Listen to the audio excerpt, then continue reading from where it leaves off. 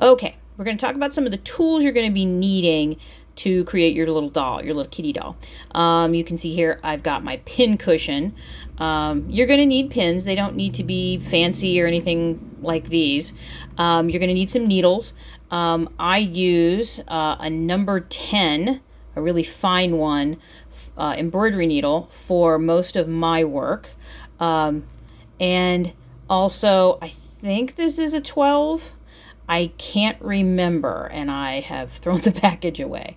But this is a needle that's big enough that I can get 3 strands of embroidery floss through.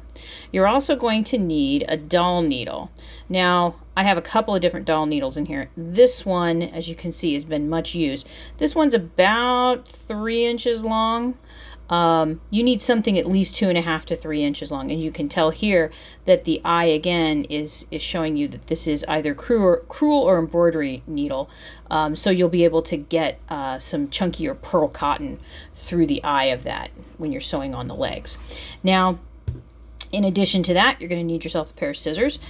These are Kai's. I just got these and I absolutely adore them. I'd like to get another pair that's for larger pieces, but for right now my work is pretty small, so this smallest size of Kai will work just fine. It cuts really, really nicely.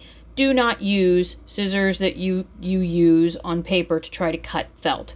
You're just going to cry. Just don't do that. Another thing that I like to use is, because I make dolls and stuffed things, I have to have a stuffing tool. Now, this stuffing tool kind of looks like a chopstick, because it is.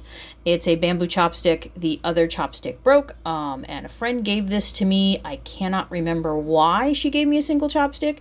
I like it because it's kind of polished on the ends and nothing's going to catch.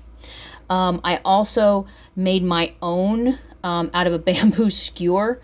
I just sanded the ends with a little bit with an emery board and then clipped off the pointiest part, so it's kind of like a dull pencil now.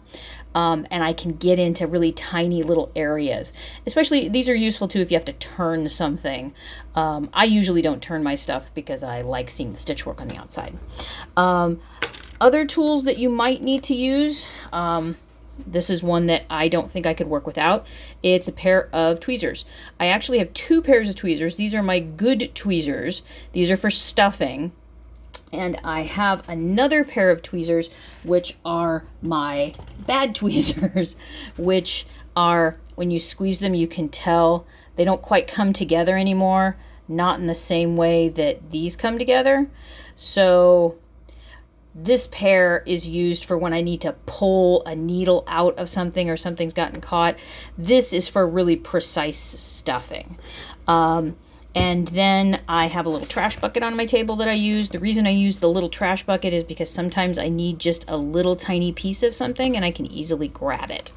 And I also keep a small, well, this isn't really that small, container of floss on my worktop to work on, as well as a surface that will protect my desktop from being gouged and stabbed, etc. So that's it. Those are the tools that I use.